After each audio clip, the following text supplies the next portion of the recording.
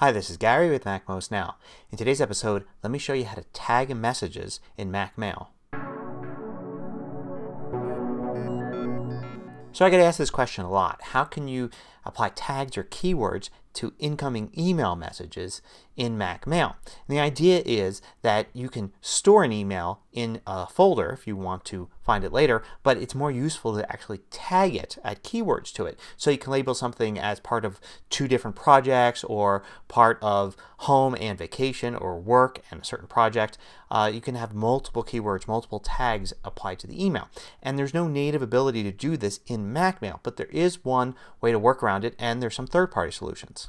So one simple solution that's built into MacMail is using flags. Now when you have an email message here, you can go and add a flag to it that's a different color.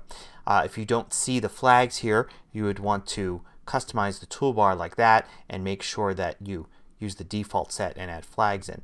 You can also go to message and then flag and add a flag there. So you only have a limited number of colors, but once you add a flag, you will see on the left here, in the left sidebar appear a set called flagged, and if I click on that I'll see that there. Now watch what happens if I go back to my inbox and I take this message here and I add a green flag to that. Now I can see under flags I've got red and green. So these only appear if you actually use them.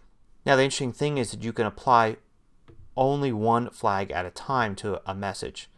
So it's not as useful as you would think. And if I look in here I could see that it's only the last one that's applied, and it'll update the green and purple showing it's not there. So it's very limited to how you would use it. For instance, you can make a mailbox called work and then put all your work emails in there. And then you can apply these flags here and have them be for different projects. So you can have a project that's the red label and have something in the work folder and also with the red flag. Now it's important to know that you can rename these. You don't have to stick with the name red. In the list here on the left I can double click on it and change it.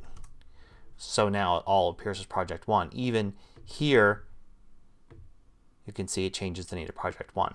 So it's a very limited, quick way that you could start using tags as flags in your email. Now if you want more than that, you're going to have to go to a third-party solution. One that I've used in the past is MaleTags, and MaleTags you can get to by going to indev.ca, and there you can download it. It's basically an extension for mail, and once you add it in you can then apply actual tags to each message as you might expect to do its more advanced function.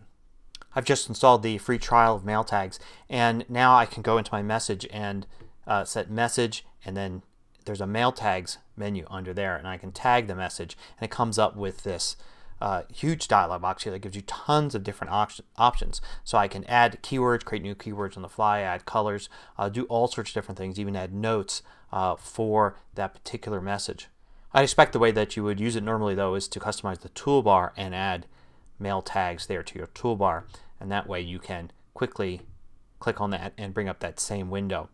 So let me set this to, let's say, project 1 here for a tag, and you can see it creates that tag there now. Now if I go into this email here, you can see it added that tag there, and I can simply select the project 1 there and add it to that one. So I'll do that, and then let's add another one to this.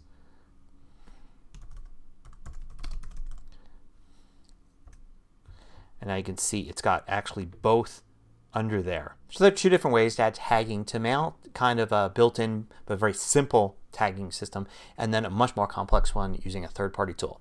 Hope you find this useful. Till next time, this is Gary with MacMost Now.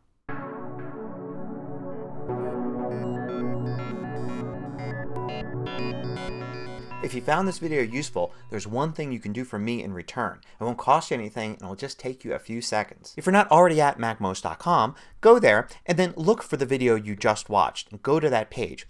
Underneath the video you'll see a bunch of different links that help you share the video with friends.